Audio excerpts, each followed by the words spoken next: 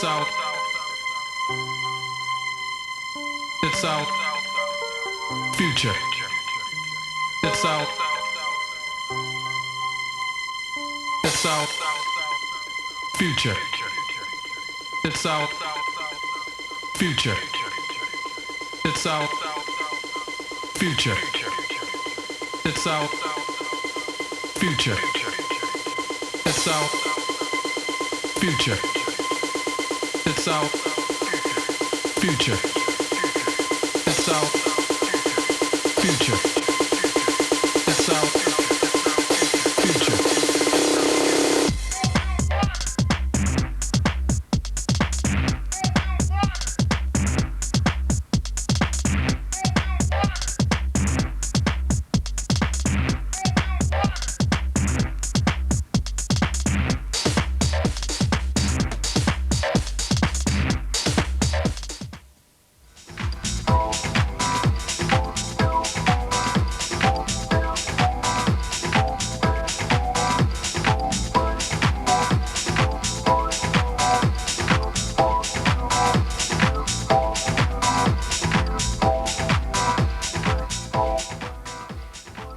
Watching the best DJs play is a real craft. I mean, I would argue that DJ spinning vinyl is no different from a rock musician thrashing a guitar on stage. It's about a musical journey, taking a crowd, right through a sort of 2 or 3, 4 hour set, lifting them, dropping them, picking them up at the right moments, knowing where to experiment, knowing where to drop in popular tunes. You know, you start out as a kid and you're playing in your room and you're playing to basically a solid wall, you know. You want it. You want to, play for people and see if they appreciate it. So for me, it's like everything. Everything. It is a real art form and they should be seen as musicians and certainly not as people that just spin other people's records. I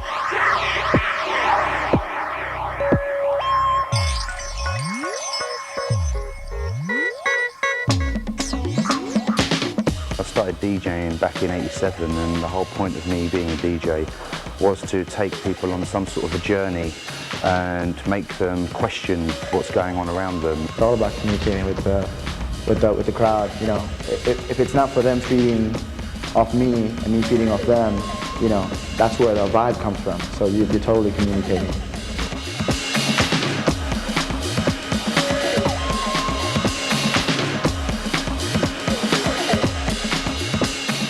Cioè per me, quindi, per il modo in cui l'ha vissuta, essere DJ vuol dire avere l'opportunità di toccare questa magica cosa che è il rapporto con la gente che balla, parlando attraverso la musica.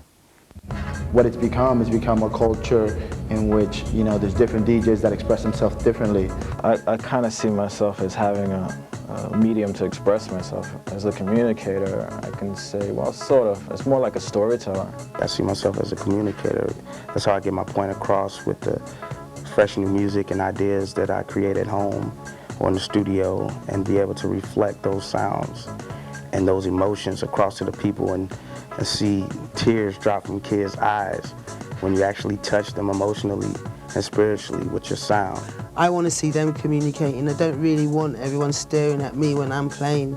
I'd rather them be involved in their lives, communicating with each other. It's just something that does something to your whole soul, that excites your whole mind and your body.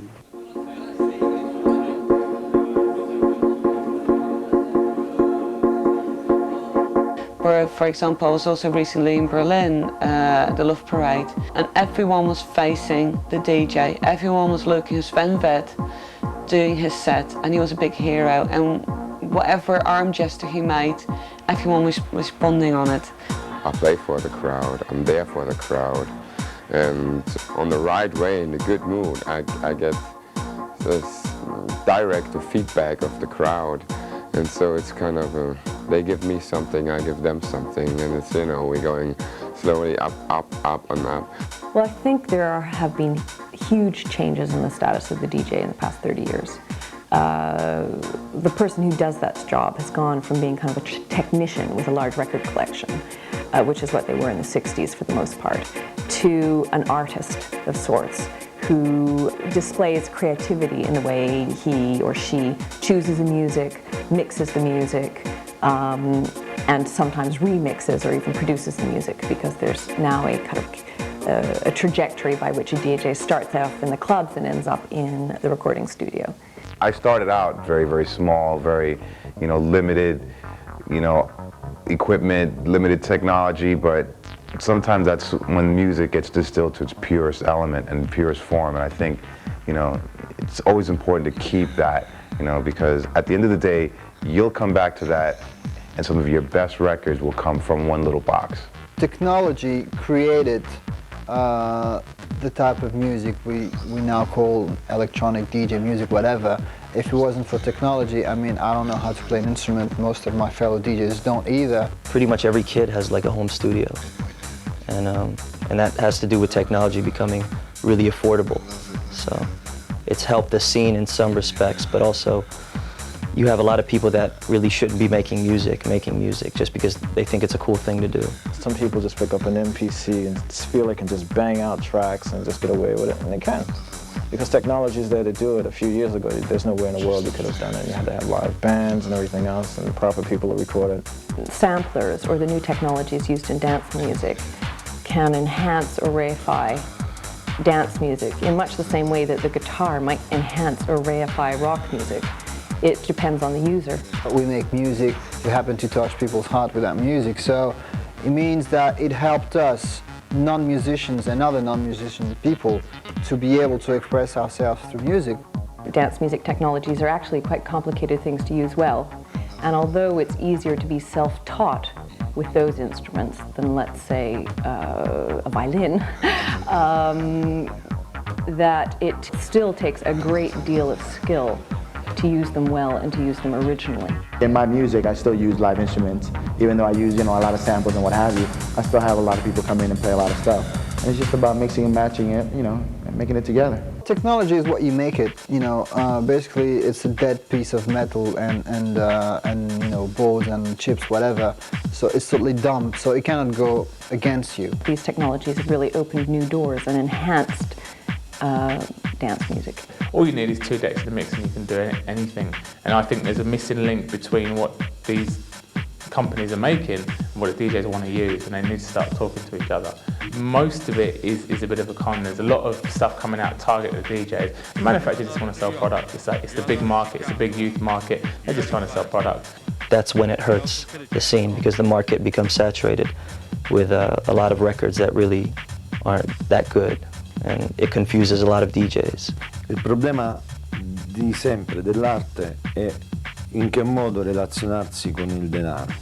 Anche in questo caso non potremmo parlare di nulla se non ci fosse il sostegno di un mercato, se non ci fosse un business che permette a me di vivere di questo lavoro, che permette al club di stare aperto e guadagnare dei soldi.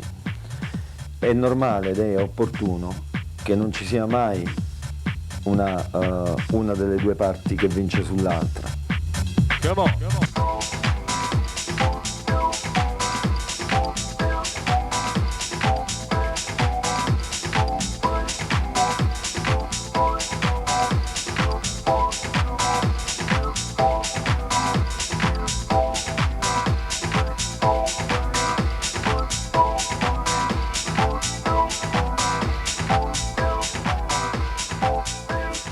I think the business side definitely gets in the way of creativity within the music industry.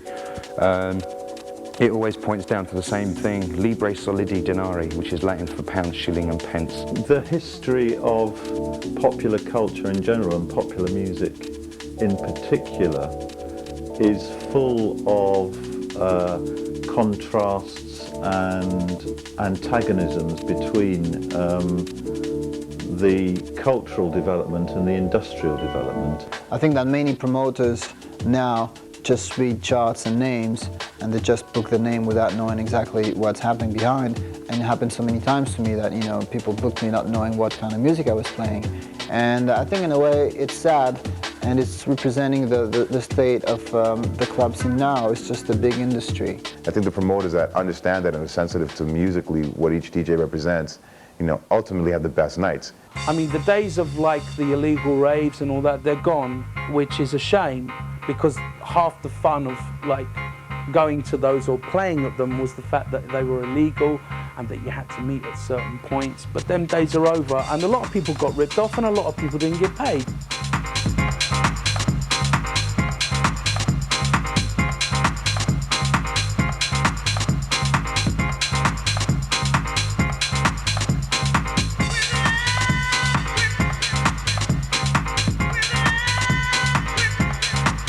Super clubs as we know them now, like for instance Ministry of Sound or Cream, are examples of clubs that know their niche markets very, very well. Lots of big brands in the UK now know that if you want to hit 18 to 24-year-olds, there's just no point advertising on the TV on a Friday and Saturday night. I think there's 2 million 18 to 24-year-olds that go clubbing every weekend in the UK. So for those brands, sponsorships are really important. You can let business overrun things, but that's not what you're in it for. You're in it for the belief and the love of what you do as a DJ or a producer. Business is secondary to that. Somebody else takes care of that. But in a lot of areas, business, yes, has overrun the whole side of things, and that's why it's become so hugely popular, the way it's been marketed by the record companies, the style magazines. We did a sponsorship deal with Pepsi in 1994, and we got totally slated because clubs aren't meant to do that. But now I think if you go through any magazine or look at any flyers, it's sort of difficult to find a club that isn't sponsored by a brand looking to associate itself with what kids do in clubs on Saturday nights. The whole industry, as a music industry, is so far wrapped up its own arse and in capitalism that it's actually dangerous for the health of the music. Commercial success means that more people listen to what you do. If it wasn't such a big business, then we wouldn't be all out here earning money. There's been a huge amount of profit made from a lot of corporate companies from this underground thing. I think the underground has probably been in ideological existence anyway since the 50s. I don't like to use the word underground, I prefer to use the word cutting edge, because underground is a bit of a contradiction in terms nowadays. The whole of dance music industry has gone commercial, yeah? Even really cutting edge musical nights that are breaking all the barriers and really pushing with experimental music doesn't necessarily mean it's an underground party. If there's people coming in the door and they're paying money, it then becomes a commercial entity and therefore becomes commercial. The underground, or a notion of the underground, or a belief in the underground, goes hand in hand with youth culture.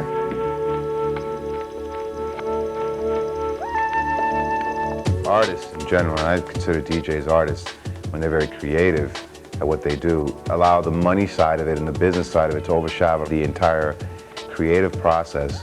You know, some people don't care where they play, what they play, as long as the money's right. You know, it can definitely begin to dilute the entire feeling from it. One can see almost at every phase of popular music's development, these two sometimes working together and reinforcing each other, and sometimes clashing with each other. But there'll always be people that believe in the art of the music and will perform their art and evolve their art and be creative with their art, so that won't go away. I think we're in one of those situations where music will continue to evolve and the industry will continue to evolve, and at some point they've got to converge on each other and work hand in hand.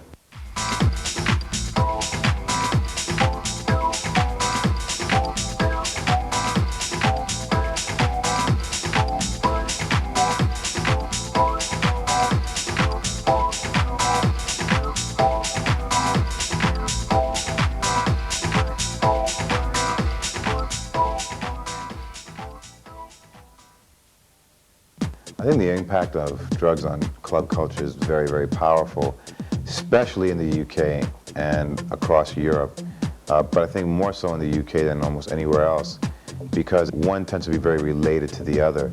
Drugs that have become popular over the last 60, 70 years have kind of ridden on the back of some sort of underground culture.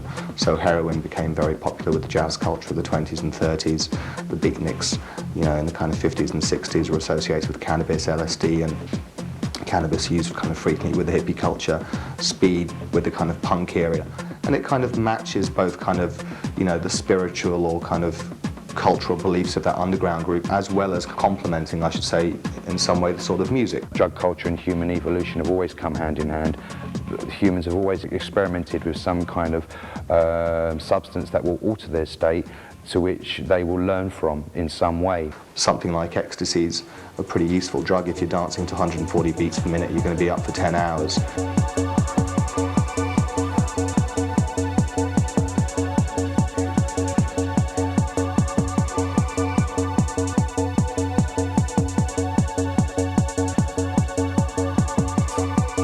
Ecstasy has been important for acid house and for rave culture, but it's been important in the sense that it was a relatively new drug, and that's why people concentrated on that. But it's not that everyone was using ecstasy, or it was the only drug that people were using. I think it worked the way it worked because drugs were available to people. Yeah, all the people that are players today, I'm sure they had like an experience on E or whatever where it just changed them completely, and they decided to do something to help the scene because of that one unbelievable night they had listening to, you know, whoever DJing and while they were on ecstasy or whatever. Well, I think drugs played a very important part, really. I mean, you can't say that they didn't, because, you know, with ecstasy and early acid house and that, I mean, if it wasn't for the fact that I took an E and went to a rave, I might not be doing what I'm doing now. C'est vrai qu'il y a une adéquation en fait entre les effets de la drogue et les effets de cette musique-là, c'est-à-dire que les deux marchent quand même vraiment bien ensemble. Je crois qu'il y a énormément de monde qui ont découvert l'intérêt qu'il pouvait y avoir dans la musique électronique parce qu'ils étaient sous l'emprise de la drogue. Drugs like amphetamine promote repetitive behaviors, and a lot of dance music has a very repetitive, some would even call monotonous beat to it, and, you know, ecstasy is a kind of pharmacological parallel to that sort of music. Et il y a un impact aussi parce qu'il y a des morceaux, enfin t'écoutes des disques de techno et tu sens qu'ils sont produits, ils sont faits pour les montées d'ecstasy. Music works perfectly with drugs, or drugs works perfectly with music since thousands of years.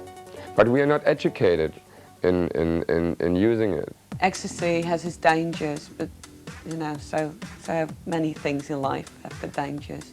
If people are properly informed about how to use something, then they're going to have less accidents. I regret seeing the negative impact that a lot of it does, but I can't deny the fact that it has become a very important part of the culture. I think that it's not necessary because, to me, music is a drug, but I believe that it's definitely something that people should be aware of, should be informed of, and should be able to make, you know, really educated and smart decisions about.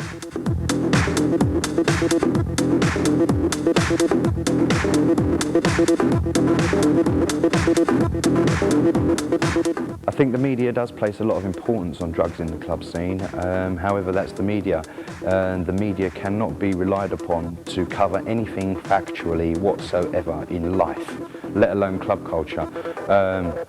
So the media will always get it wrong.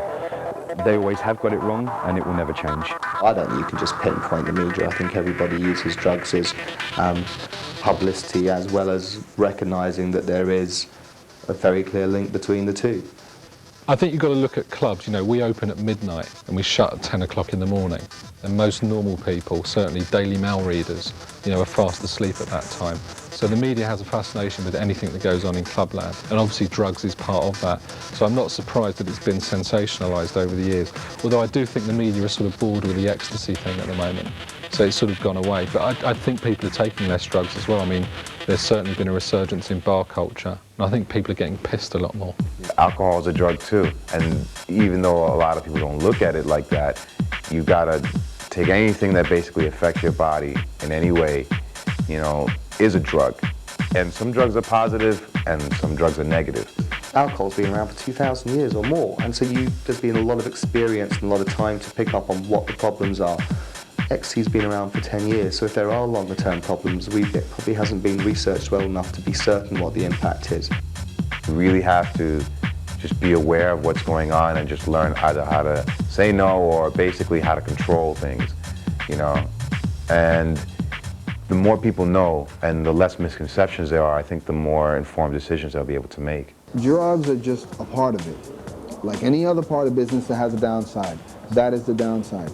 You know, but that is not the only reason why drugs work. You got to keep in mind that clubs particularly clubs like Ministry of Sound, or clubs like Twilo in New York, or, you know, Ibiza, you know, the clubs in Ibiza, all of them. You know, these clubs generate so much money for the city that they're in, you know. I mean, you have plane tickets, hotel rooms, people that come over for a weekend are gonna go shopping, you have restaurants, cab rides, everything, you know. These clubs in a whole generate a lot of money for the infrastructure of the city, you know. So I really think that people in power need to look at that side as well, you know, instead of just looking at the side, well, you know, you got a few hundred kids in there, drugs.